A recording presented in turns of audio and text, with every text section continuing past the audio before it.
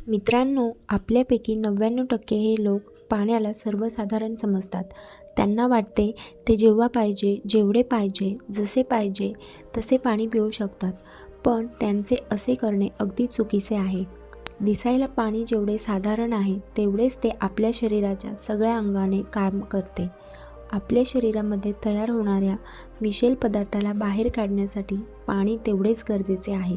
पोटापासून त्वचेपर्यंत आणि वजन वाढवण्यापासून ते वजन कमी करण्यापर्यंत सगळ्या कार्यांमध्ये पाणी महत्त्वाची भूमिका बजावते.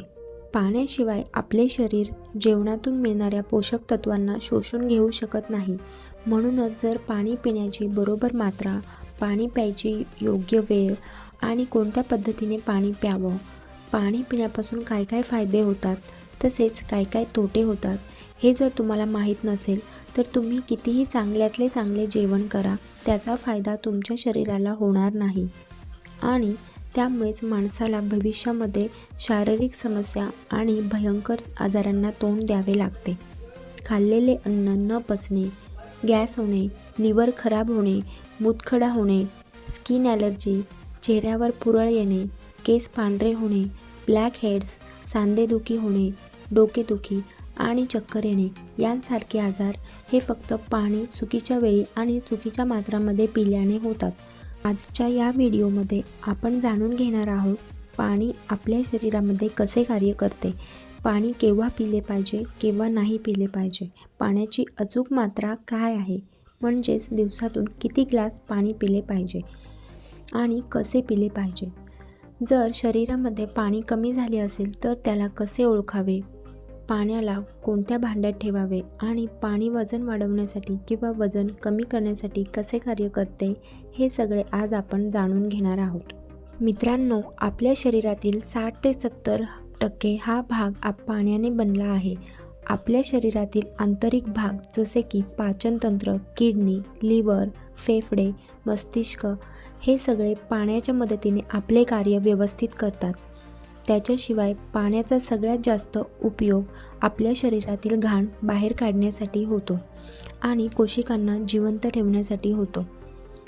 शरीराला साफ ठेवण्यासाठी मल, मूत्र, घाम आणि श्वास यांच्यामार्फत रोज आपल्या शरीरातून 2 लिटर पाणी बाहेर पडते आणि पुन्हा पाण्याला रिस्टोअर करणेसुद्धा गरजेचे असते.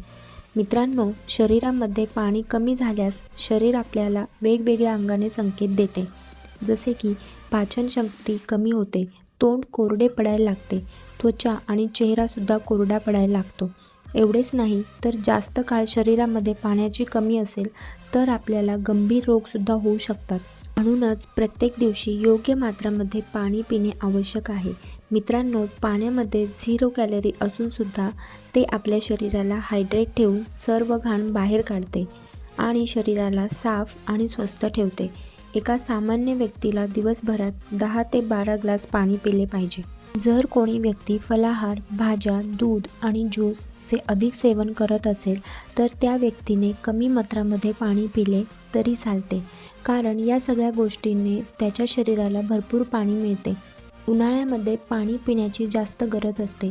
जे लोक व्यायाम किंवा शारीरिक कष्टाचे काम करतात त्यांनी सामान्य माणसापेक्षा जास्त पाणी पिणे गरजेचे आहे. आता प्रश्न असा आहे की गरजेपेक्षा जास्त पाणी पिल्यावर शरीराला नुकसान होऊ शकते का? तर याचे उत्तर आहे हो, कारण कोणतीही गोष्ट जास्त खाणे किंवा पिणे हानिकारकच असते. जास्त पाणी पिल्याने किडनीचे कार्य वाढते आणि रक्तातील सोडियमची मात्रा कमी होते. यामुळे आपल्या शरीराला आवश्यक तेवढेच पाणी प्यावे. तुम्ही मोठ्या माणसांना हे बोलताना पाहिले असेल की उभे राहून पाणी पिऊ नये, त्याने गुडघे दुखतात. खरे तर यामागे एक आयुर्वेदिक कारण आहे. आयुर्वेदानुसार उभे राहून कुठलेही पेय पिल्याने शरीरातल्या तरल पदार्थाचे संतुलन बिघडते आणि सांध्यामध्ये अतिरिक्त तरल पदार्थ जमा होते. त्यामुळे गुडघेदुखी, सांधेवात यांसारख्या समस्यांना तोंड द्यावे लागते. पाणी हे नेहमी बसून आरामात घोट करून पिले पाहिजे. पाण्याचा पहिला घोट तोंडात घेऊन 5 सेकंद तोंडातच ठेवून मग पिले पाहिजे, जेणेकरून तोंडातील लाळ त्यात मिक्स होते आणि त्याची मदत पोटातील आम्ली पदार्थांना उदासीन करण्यासाठी होते. जसे की ॲसिडिटीमध्ये पोट फुगण्याच्या समस्येपासून आराम मिळतो. आणि पाचनशक्ती मजबूत होते. याच्याशिवाय आपल्याला एका वेळेस 1 किंवा 1.5 ग्लासच्या अधिक पाणी पिले नाही पाहिजे, कारण त्यापेक्षा जास्त पाणी आपली किडनी एका वेळेस फिल्टर नाही करू शकत आणि मग ते पाणी वापर न होताच मूत्राद्वारे बाहेर फेकले जाते. पुढचा प्रश्न असा आहे की पाणी थंड, गरम व नॉर्मल कसे हवे? तर मित्रांनो, जेव्हा पण आपण थंड खातो किंवा पितो तेव्हा आपले शरीर त्या थंड गोष्टीला आपल्या शरीराच्या तापमाना एवढे गरम करते आणि मग त्याचे कार्य सुरू होते. त्यामध्ये खूप ऊर्जा खर्च होते आणि थंड पाणी पिल्याने आपले पोटातले अन्न दगडासारखे होऊन जाते.